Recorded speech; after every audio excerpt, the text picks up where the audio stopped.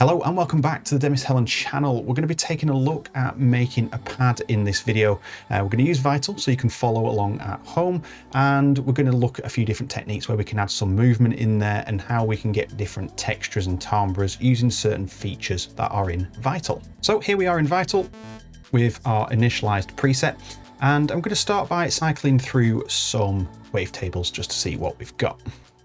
I'm going to look for something that's kind of got a nice sort of rounded texture to it, something that's got more round edges, like this one for example.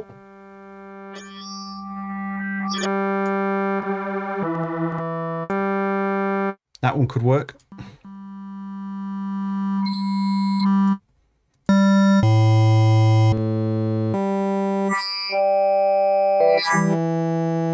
Let's try this one. It's got a little bit of a sorry texture still to it, so if we hit a chord, that's going to work fine. So the first layer I tend to make something in the region of where I want that sound design to go. So I'm going to use 7 voices for this one. Just bring that down a bit.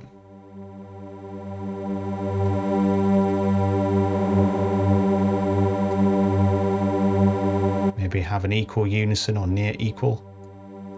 I'm going to use the advanced or the high res wavetable in the advanced section, shall we say, and I'm going to turn up the unison blend, and I'm going to use this table spread here just to sort of spread out them voices across different parts of the table.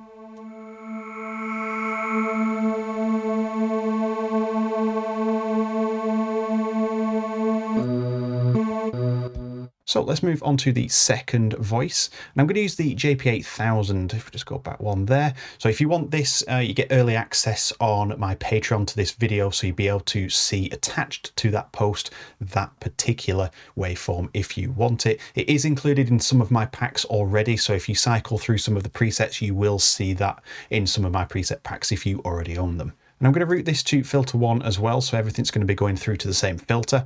And I'm just going to make a gentle 3 voice on a lower like that. So it's there, it's got a few voices, but it's not too much. I'm going to turn up my unison blend, and it isn't a table, so we can't really use the table spread there. And I'm just going to put high res on.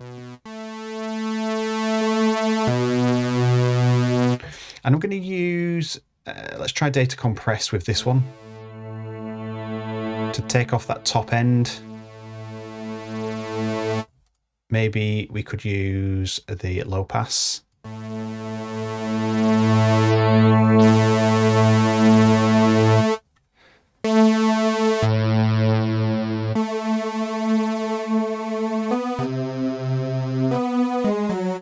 Right, and now I'm going to use the attack on our master envelope. I'm going to make it around 1 second. We're going to have, say, 4 seconds of release, a little bit of decay, and let's have, say, 3.5 seconds of decay rate.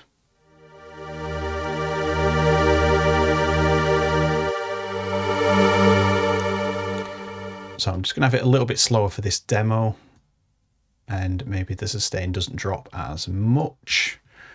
And then if we turn our filter on, and let's leave a little bit of resonance on, I'm going to use the analog. We've got a lovely texture starting to form. So let's just use envelope 1 to modulate this a little bit, so it sort of opens and then closes a little bit with how we're playing.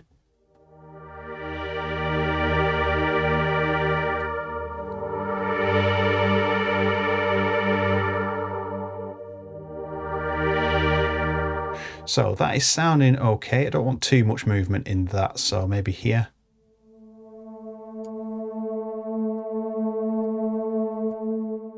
So it's just a little bit of movement. I'm going to put a bit of drive on there. So let's make this 1 octave lower.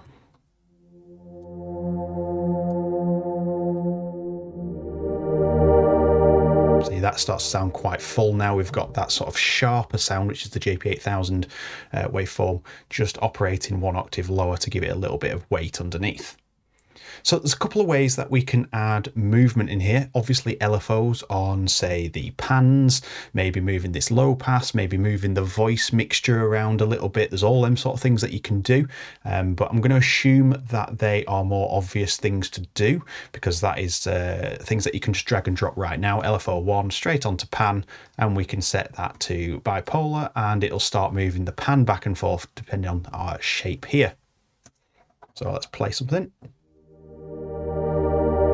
And you can see it's oscillating left and right based on that triangle shape and the tempo of that triangle. So we can do these things. They're all in good time, but for now, let's just leave this as it is. And we're going to modulate a few different parameters. So filter 2 to start with. And we're going to go down to, let's say, our phaser. Let's use a positive. And I'm going to bring a bit of drive into that. Bring some more in. And I'm going to use filter 1. So if you use these buttons, they'll force each other into different filters. So if you've got filter 1 first, you can have it then be forced into filter 2 and then through to the effects and out, or you can have it the other way around. It can be forced into filter 2 and then into filter 1. So you can use those. Doesn't matter what you've done up here, you can force them through each other. So if we click this, filter 1 now has to come through here.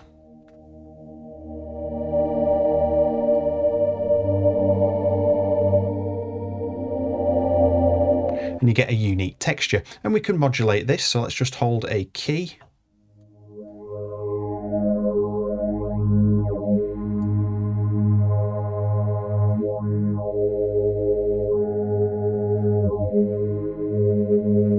So let's turn that mix down a bit.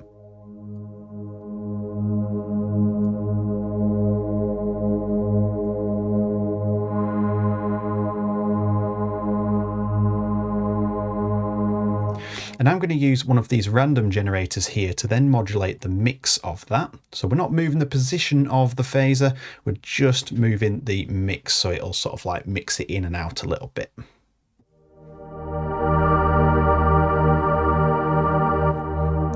And I'm going to set this to a slower rate, let's say 1 bar, and I'm going to put sync on, so it'll just continuously do it no matter how many times we repress the keys.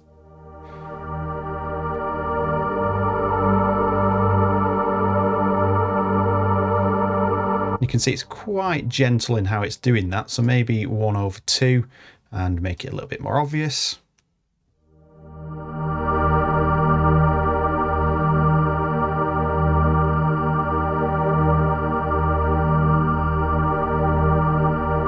So you can see that's too obvious, but it's just to show you what is happening. We'll do that. If we attach that to here, just to make it really obvious what it's doing, if you're struggling to sort of understand what's going on, I've put the random onto that filter, so you'll hear that filter open up in the same way.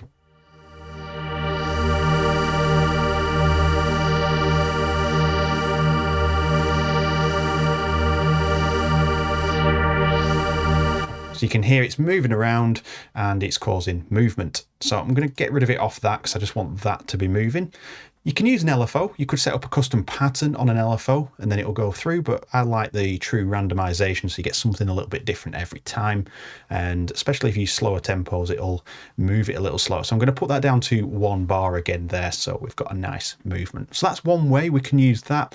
We can use also such things as the formant and the comb filters. You can have a mess around with those, and you can also move the position of those as well.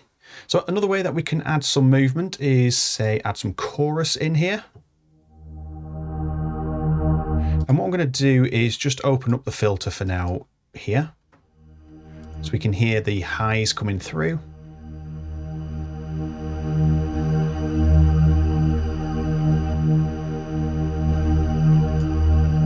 So what I'm going to do is slow that down.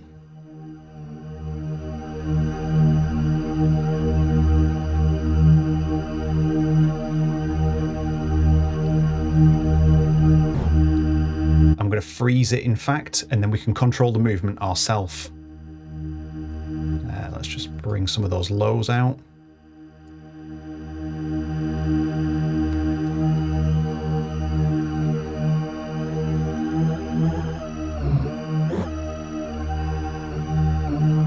You can see you can get some interesting tones just by moving the depth.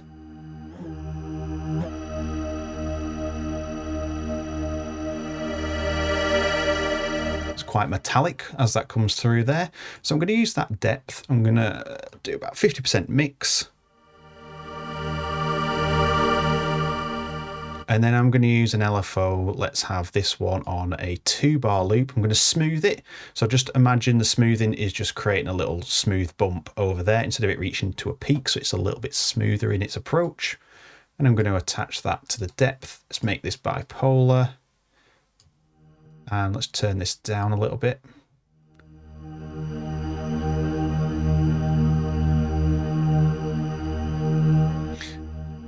Let's turn this on to seconds. And then we can use a randomizer to control how fast and slow that is. So let's bring it down so it's going a bit slower from where it is. And then that way we'll get a little bit of randomized movement but with the LFO shape. So if you look at that LFO pattern, you can actually see it's moving a bit faster and a bit slower.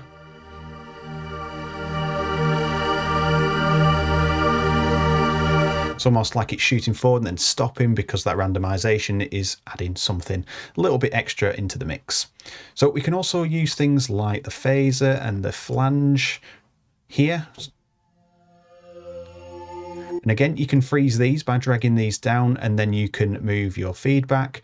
We can move the center position and the depth as well. So we can add our own movement controlled rather than it just sort of oscillating around in a set pattern, which is what it does here. And we can also set these into seconds as well. So we can have some serious intense modulation or some seriously slow modulation if you didn't want to add loads of parameters in.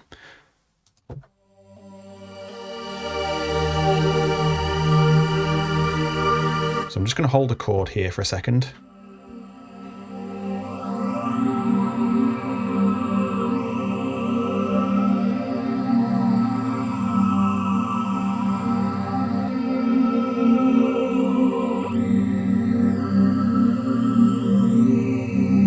So say I want a bit more airiness in there, you can just sort of put the center position a little bit up so more of these frequencies are in the higher bands.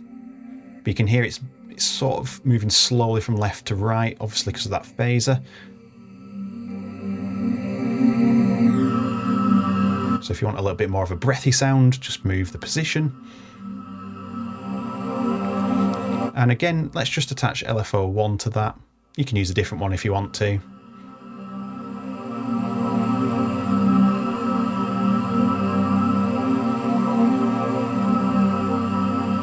And if you want to take that one step further, you could add a third randomizer to the mix.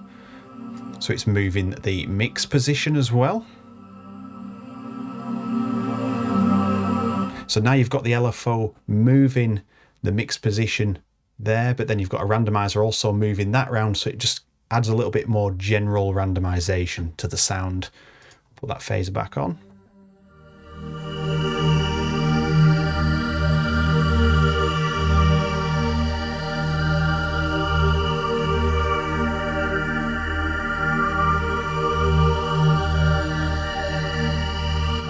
And that's starting to sound really, really nice. So we've got a little bit of an offset left and right, but we don't need to worry about that today. And then the reverb, let's bring the mix up. I'm going to give it a 4-second time, bring the size up a little bit, and I'm just going to chop the lows out, and then we should get a nice little wash over there.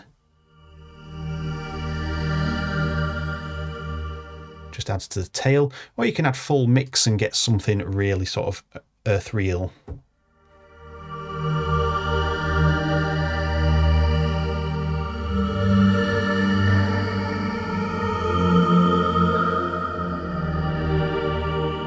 So you can see you can get some really nice sounds out of there. And if you wanted to add a third oscillator in there, let's just add a standard saw. Bring that to filter 1.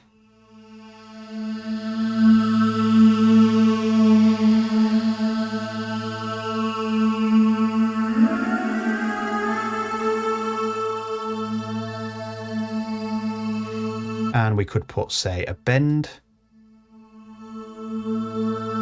Or maybe a squeeze. Let's put something really obvious on, like a pulse actually, and then we could modulate that.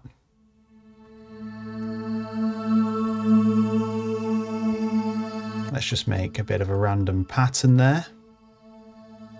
put it on stereo, so it's got 2 moving points.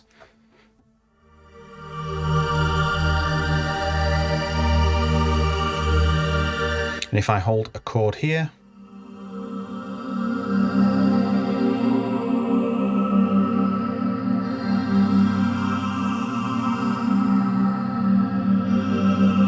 you can hear how much extra detail that is adding in, and it's moving quite fast compared to the rest of the sound.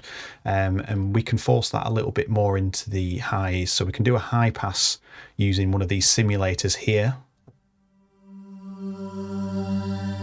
So we're really chopping out the lows of that part.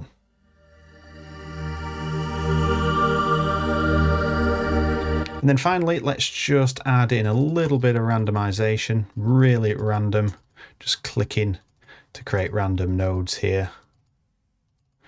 Let's add a few like that. Let's just bring that across, so that's down there. Let's add that in. Maybe that. Something nice and random. I'm going to smooth it out. I'm going to make this stereo. You can choose which way you want to go, but stereo, so it's an even distance away. Let's do this over, say, 4 bars, and this is going to be in sync mode, so it'll continue no matter how many times you repress the keys. And with that done, we can then just attach these to the pans. So I'm just going to make each one bipolar. Maybe not the bass one as much, but we'll attach it still onto that one and that one. And then this way we can say we want this one to oscillate back and forth. And then if you want the ones to oscillate the opposite way, just go this way on the modulation. So it starts here, just go into the negative. So it modulates like that. And then same with the bass, but I'm going to do that ever so slightly like that, so it's not moving as much.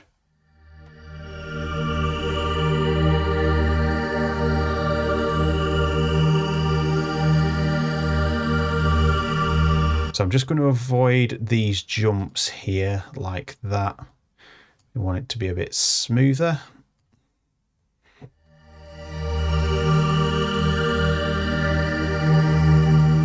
Let's make this one just a little bit more obvious, but this top one may be a lot wider.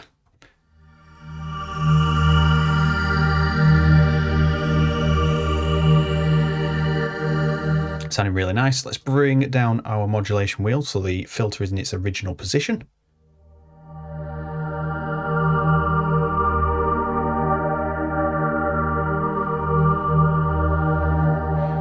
Perfect. And then I'm going to attach LFO3 just randomly to the resonance of this filter.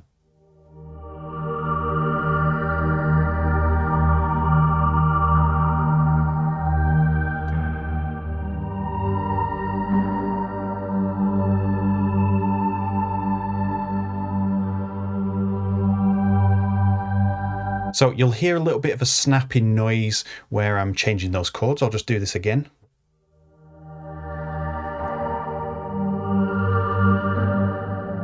And that's because we haven't got enough voices down here at the bottom. So I'm just going to drag these all the way up to 32. So we're just getting the maximum amount of voices we can get out of it, and that will eliminate that problem.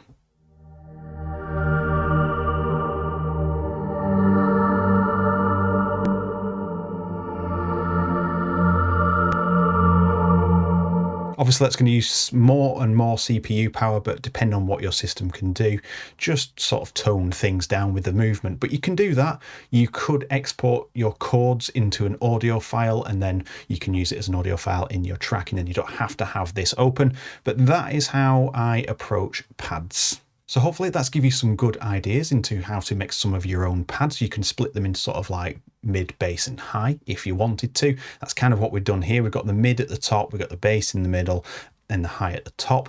So then you can experiment with sort of taming or bringing out those textures and tones and timbres. There's all sorts of things that you can do, and that's just really sort of scratching the surface of how we can modulate and make movement.